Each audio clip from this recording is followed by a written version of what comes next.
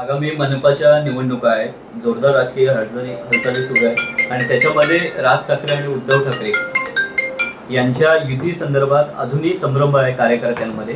आपल्याला काय वाटते? राजसाहेब उद्धवसाहेब यांच्या युती संदर्भात काहीही संभ्रम निर्माण शिल्लक राहिलेला नाही. निवडणुका होतात की नाही होतात हा संभ्रम काल परवापर्यंत होता. तो काल सुप्रीम कोर्टाच्या ताज्या निर्णयानुसार तो काल संपुष्टात आला. त्यामुळं जर कोणाच्या मनामध्ये असं असेल तर मला असं वाटतं की तो संभ्रम देखील संपुष्टात येईल. उद्धवसाहेबांनी स्पष्टपणे सांगितलं 5 जुलैला की आम्ही जे आलेलो आहोत ते एकत्र कायम राहण्याकरता आलेलो आहोत. आणि कालच राजसाहेबांनी आपल्या पदाधिकाऱ्यांचा एक मार्गदर्शन मेळावा घेतला. त्याच्यामध्ये त्यांनी स्पष्ट सांगितलं की आम्ही 20 वर्षांनंतर जर दोघे भाऊ एकत्र येत आहोत तर तुम्हा कार्यकर्त्यांना एकत्र येण्याची अडचण काय आहे.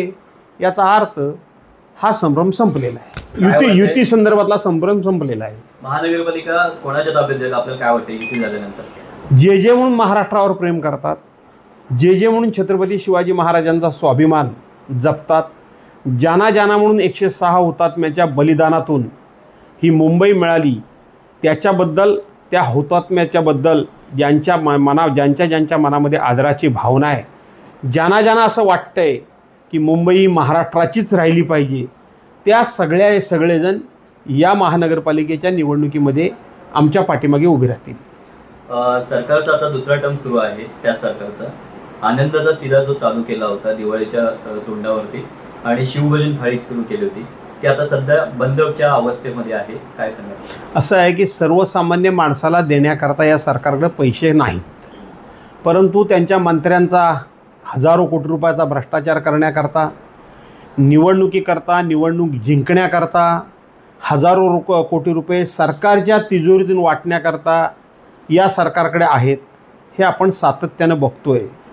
कोणी म्हणतोय की हजारो कोटी रुपये घ्या, हे काय आमच्या बापाचे नाहीत, सरकारच्या बापाचे पैसे आहेत. कोण म्हणतोय आम्हाला साखर कारखाना ताब्यात द्या, 500 कोटी रुपये आम्ही तुम्हाला देतो. कोण म्हणतोय की आमची जिल्हा परिषद पंचायत समिती आणि महानगरपालिका आमच्या ताब्यात द्या, आम्ही तुम्हाला हजारो कोटी रुपये वाटतोय. आणि म्हणून गोरगरिबाची असलेली त्या ठिकाणी शिवभोजन थाळी, जो थकला भागला दमला 10 रुपयात हक्कानं जेवू शकतो, ते 10 रुपये देण्याकरता सरकारकडे पैसे नाहीत. सणासोमवारी 100 रुपयाचा फक्त तो आनंद शिदा, फार काय नसतो, पण ते 100 रुपये देण्याकरता सुद्धा या सरकारकडे नाहीत. परंतु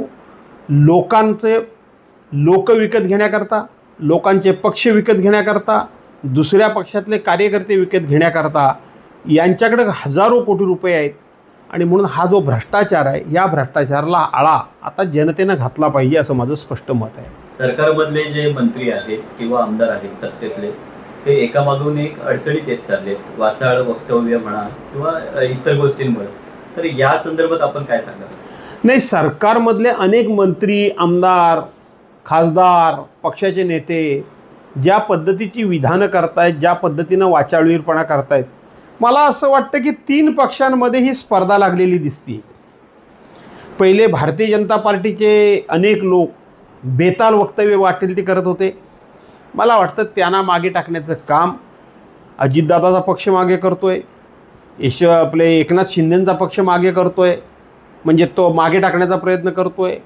आणि मला असं वाटतं की जास्तीत जास्त वाईट कोण बोलेल, अस्लाद्य शब्द कोण वापरेल, जास्तीत जास्त असभ्य अशा प्रकारचं वर्तन आणि वागणूक कोण करेल, तर 3 पक्षांमध्ये ही स्पर्धा लागलेली आहे.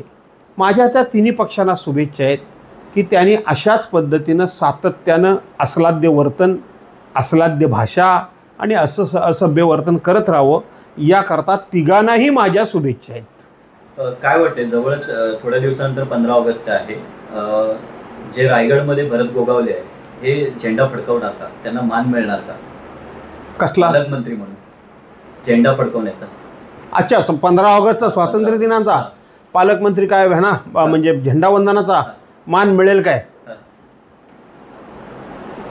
मान या न मान, मैं तेरा मेहमान अशीच परिस्थिती होणार आहे. जरांगे पाटील पुन्हा एकदा आक्रमक झालेले आहेत, मुंबईच्या दिशेने पुन्हा एकदा जाणार आहेत आणि विजय मिळवून येणारच असं सांगतायत. काय वाटतंय? मी ह्याच्यावर काही फार भाष्य करू इच्छित नाही. जरांगे पाटलांचा अण्णा हजारे आपला जो राजकारणातली कारकीर्द आहे अतिशय संघर्षाची आहे आणि आता सुद्धा कठीण काळ आहे आणि आपल्या जवळचे एकामागून एक सगळे जवळचे सोडून जातात, आपल्याला पक्षांतर करताय. अशा वेळेस आपल्याला कसं वाटतंय? कोण गेले एकामागून एक मला सोडून? मला एकामागून एक कोणीही सोडून फार गेलेले नाहीत. पहिली गोष्ट तुम्हाला सांगतो. एक गोष्ट खरी आहे की बाकीच्या मतदारसंघातले लोक पक्षप्रवेश करत होते, परंतु माझ्या मतदारसंघातले मात्र कोणीही पक्षप्रवेश करत नव्हते. कालच्या अधिवेशनामध्ये मला विरोधी पक्षनेतेपद मिळेल असं अनेकांना वाटलं होतं आणि म्हणून ते मिळेल आणि ते मिळेल तर आपण इथं राहिलंच पाहिजे. ते मिळालं नाही, त्यामुळे 4-2 माणसं गेलेली आहेत.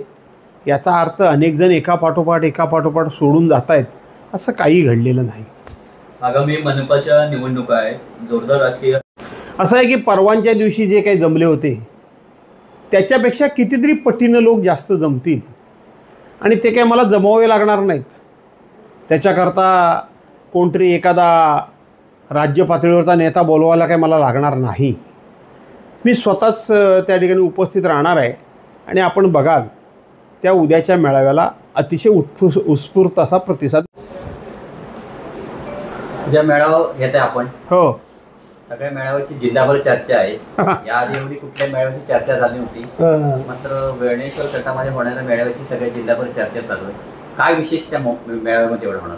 असं आहे की 27 जुलैला आमचे पक्षप्रमुख आदरणीय उद्धव साहेबांचा वाढदिवस होता आणि त्याच दिवशी जाणीवपूर्वक इथं शिंदेसेना गटातर्फे एक मेळावा घेण्यात आला आणि त्या मेळाव्यामध्ये आमच्याबरोबरच्या काही सहकाऱ्यांचा पक्षप्रवेश देखील शिंदेसेनेमध्ये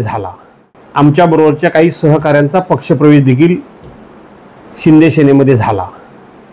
खरं तर 27 जुलै हा उद्धव साहेबांचा वाढदिवस होता. काही लोक जाणीवपूर्वक 27 जुलैला आम्ही का करतोय, 27 जुलैला का करतोय अशा प्रकारचं भाषणामध्ये उल्लेख करत होते. अर्थात तो पक्षप्रवेश किती खरा किती खोटा हे मला माहीत आहे, परंतु मी मध्यंतरी एक पत्रक प्रसिद्ध केलं होतं की भास्कर जाधवांच्यावर आमचा राग नाही, त्यांनी आमची करोडो रुपयाची कामं केली, आमची त्यांच्याबद्दल कुठलीही तक्रार नाही, मग गेलात का? आणि म्हणून हा जो संभ्रम निर्माण केला जातोय तो संभ्रम ज्या ठिकाणी शिंदेसेनेचा मेळावा झाला त्याच ठिकाणी मेळावा घेऊन तो संभ्रम दूर करण्याचा मी या ठिकाणी उद्या करणार आहे. साधारण किती